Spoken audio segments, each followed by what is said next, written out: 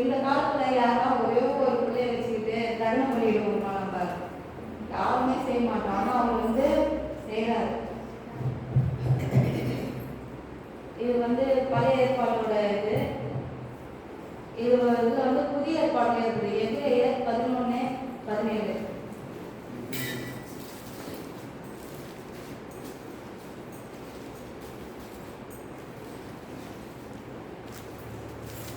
மேலும் விசுவாசத்தினாலே ஆபிரகாம் சோதிக்கப்பட்ட போது ஈசாக்கை பலியாக ஒப்புக் கொடுத்தார். விசுவாசத்தினாலதான் அவர் சோதிக்கப்பட்டாங்க. அவர் மேல வச்சிருந்த விசுவாசத்தை தான் கர்த்தர் சோதிக்கிறாரு. அதுலயும் அவர் அவரோட ஒரே சொல்லி அவர் ஒப்பு கொடுக்கிறாரு. இது இன்னும் இயேசு கிறிஸ்து விசுவாச சோதிக்கிறார். விசுவாசம் எப்படி சோதிக்கிறாருன்னா மத்தேயு 4:1-2.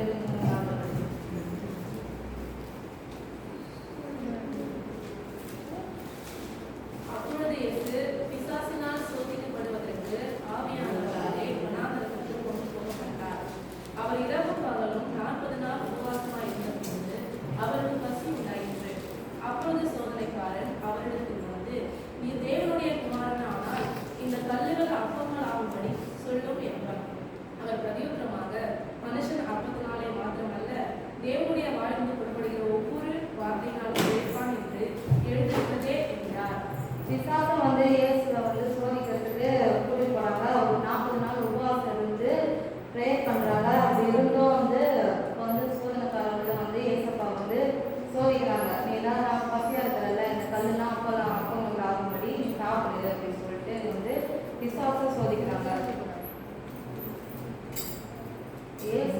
தேவன் ஆபிரகாமை ஏன் சோதிச்சாருன்னா அவர் பிள்ளைகிற விசுவாசத்தை பார்த்து சோதிக்கிறோம்.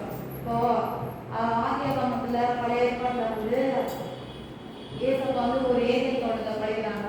அதுல ஆதாம் ஏவாள் 2 பேருமே இருக்காங்க. ஏன் ஏசப்பா ஜீவ விருட்சத்தின் கனியம் வைக்கிறாங்க, நன்மை தீமை அறிய கனியம் வைக்கிறாங்க. அது வைக்காமலே இருந்திருக்கலாம். ஏன் அதை வச்சாங்க?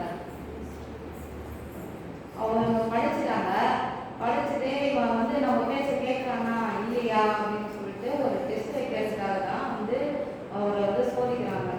அதுலேயே ஒரு தோற்று இருக்காது.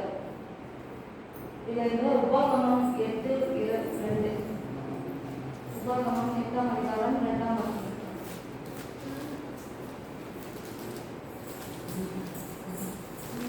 உன் தேவனாகிய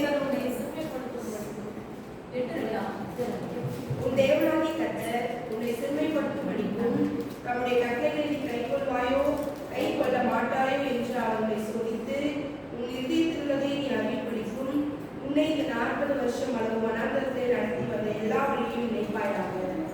அவருக்கு வந்து சோதனை கொடுக்குறாங்க. அவருடைய இருதயத்தில் அவர் என்ன நினைச்சுன்னு இருக்காருன்ற தெரிஞ்சுக்கிறதுக்காக தான் அவர் வந்து சோதனை பண்றாரு.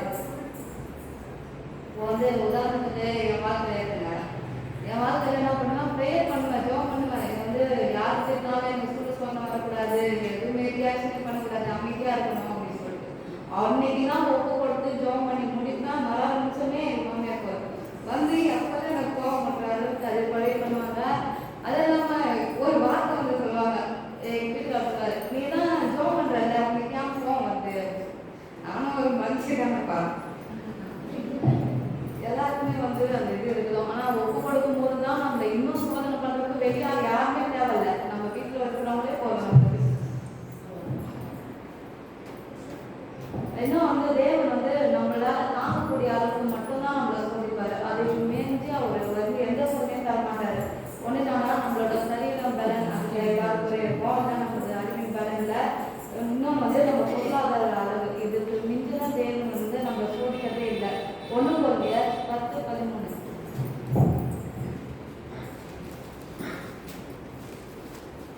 மனுஷனுக்கு நேரிடுகிற சோதனை இல்லாமல் வேறு சோதனை உங்களுக்கு நேரிடவில்லை.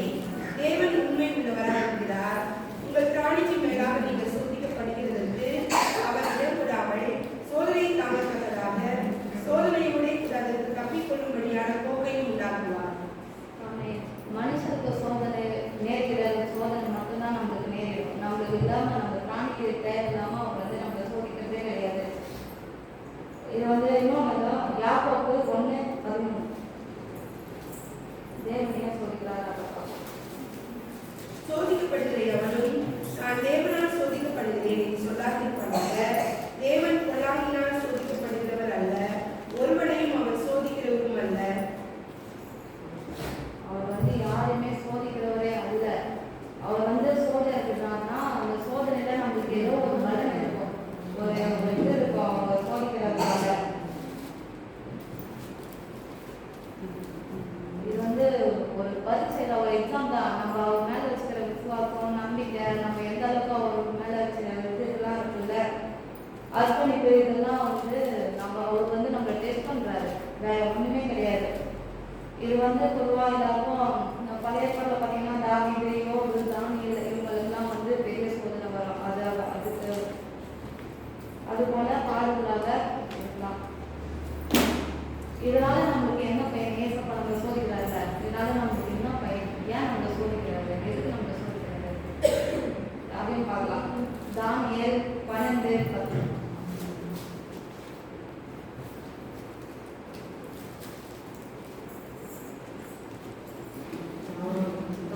அநேக சுத்தமும் வெண்மையும் ஆக்கப்பட்டு புடமிடத்தக்கவர்களாக விளங்குவார்கள். நம்ம வந்து சுத்தமும் வெண்மையும் ஆக்கப்பட்டு புடமிட பார்க்குறாங்க. நம்மளை சுத்தமா வச்சுக்கிறதுக்கு தான் அவங்க வந்து நம்மளை டெஸ்ட் பண்றாரு. ஏன்னா வந்து சகரியா 13:9.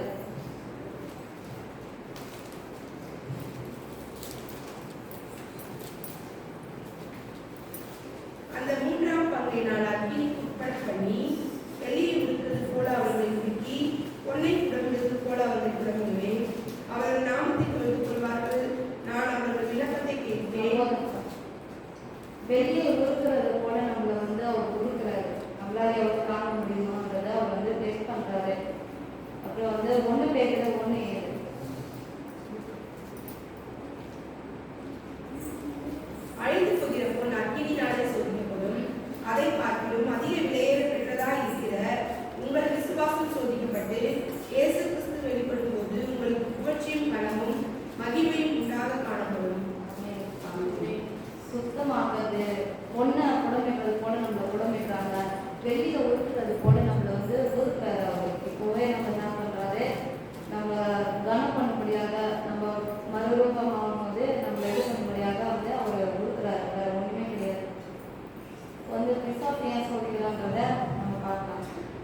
பேர் என்ன தெரியுமா? சோதனைக்காரன். மத்தேயு 4:3. 4:5. அப்பொழுது சோதனைக்காரன் அவரிடத்தில் வந்து, நீ தேவனுடைய குமாரனானால் போதுமா? பிசாசு பேர் என்னடா? சோதனைக்காரன் தான். பிசாசுக்கு முழு நேர தொழில் என்ன தெரியுமா? நம்மள கண்காணிக்கிறது மட்டும்தான் அவன் முழு நேர தொழில். எப்போ இவன் வந்து ஏசுப்பாக்கு விரோதமாக இதெல்லாம் எழுதுவான், நம்ம வந்து போயிட்டு குற்றம் சாட்டலாம் அப்படின்னு சொல்லிட்டு தான் வந்து நினச்சினே இருக்கலாம். 1 பேதுரு 5:8. 5ஆம் அதிகாரம் 8ஆம் வசனம். தெரிந்த புத்தியுள்ளவர்களாய் இருங்கள், விழித்திருங்கள். ஏனெனில் உங்கள் எதிராளியாகிய பிசாசானவன் கெர்ச்சிக்கிற சிங்கம் போல் எவனை விழுங்கலாமோ என்று வகை தேடி சுற்றித் திரிகிறான். தெளிந்த புத்தி உள்ளவங்களா இருக்கணும். நம்மளை எப்போ நம்ம விழுவோம்னு அவன் பார்த்துனே இருக்கிறான். நம்மளுக்கு வந்து பூமியில நம்ம இருக்கிறோம்னா நம்மளுக்கு மேல 2 கண் இருக்கும். ஒண்ணு வந்து ஏசப்பா நம்மளை பார்த்துட்டே இருப்பாரு, இன்னொன்று வந்து பிசாசும் நம்மள வந்து பார்த்துட்டே இருப்பான். எப்போ நம்ம அப்படி அசலாம் போயிட்டு ஸ்ட்ரெயிட்டா போயிட்டு அவருக்கு தான் கம்ப்ளைண்ட் பண்ணுவோம். இது வந்து ஏசப்பாவும் அவருக்கு என்ன பண்ணுவாருன்னா பர்மிஷன் கொடுத்துருவாரு, நீ தானே என் பிள்ளைங்க சோதிச்சுப்போ அப்படின்னு சொல்லிட்டு. இதை வந்து யோபு 1ஆம் அதிகாரம் 4ஆம் வசனம் சொல்றாரு.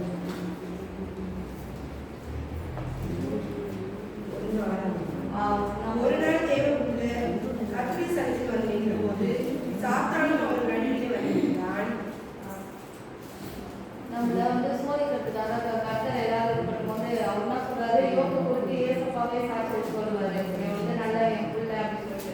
ஆனா என்ன பண்ணுவான் சாத்தான் வந்து, நீங்க வந்து அவனை ஆசீர்வதிச்சிருக்கீங்க, அதனாலதான் நீங்க வந்து உங்க காரம் அவன் கூடவே இருக்குது, அதனாலதான் அவன் வந்து எல்லாத்தையும் தப்பிச்சு வரான், நீங்க மட்டும் அவன் மேல நீங்க கையை போட்டீங்கன்னா அவன் வந்து உங்களை எதிர்த்து போயிடுவான், பின்வாங்கிடுவான் அப்படின்னு சொல்லிட்டு சொல்றாரு. அப்புறம் கர்த்தர் ஏசப்பா வந்து சோதனை செய்யறதுக்கு அனுமதி கொடுக்குறாரு. நம்மளை சோதிக்கிறதுக்கு பிசாசுக்கே அனுமதி கொடுக்குறாரு.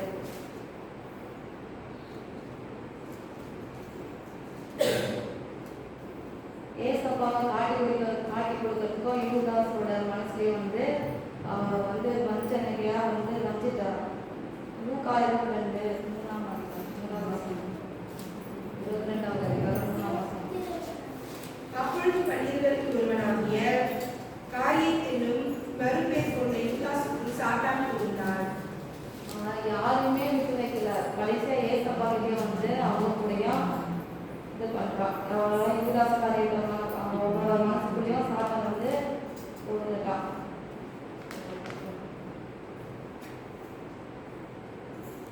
பிசாசு நம்மளை சோதிக்கிறதுக்கு அவருக்குன்னு சில ஒரு ஆயுதம் வச்சிருக்காங்க. என்னன்னா மாம்சத்தின் இச்சை. 1 யோவான் 2ஆம் அதிகாரம் 16ஆம் வசனம்.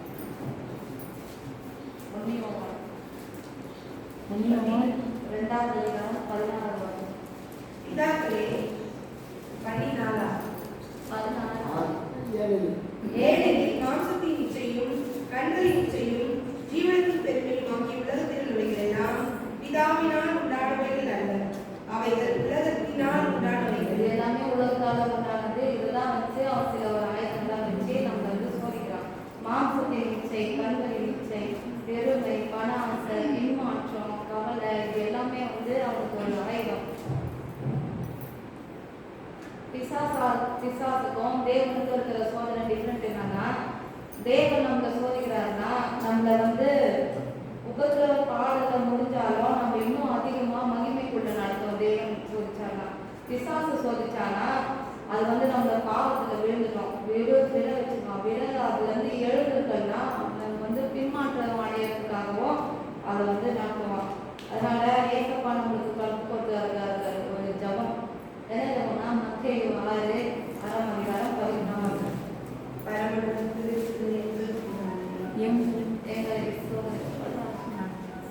எங்களை சோதிக்கும் எங்களை சோதனைக்குட்படுத்தாமல் தீமையிலிருந்து எங்களை ரட்சித்துக் கொள்ளும்.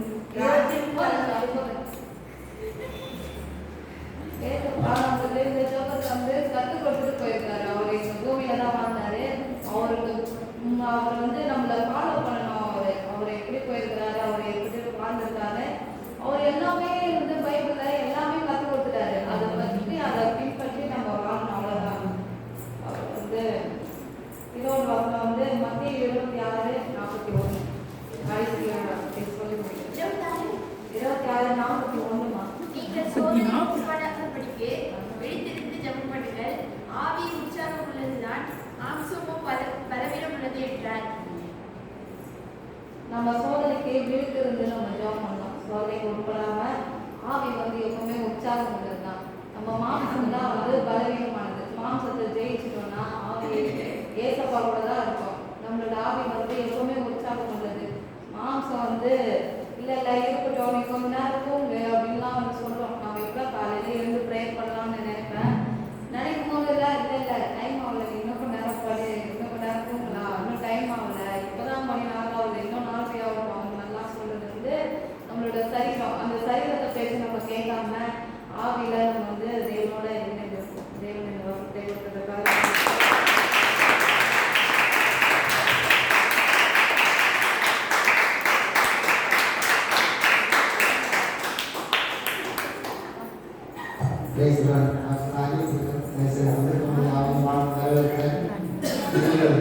ஒவ்வொரு குடும்பம் முடியும் போது அவங்க ஒரே சந்தோஷம். ஐயா முடிக்கிறாங்க மது வாகனம் தொண்டையெல்லாம் முடிச்சுட்டு சொல்லி அது சந்தோஷப்படுத்துறாங்க. சந்தோஷம்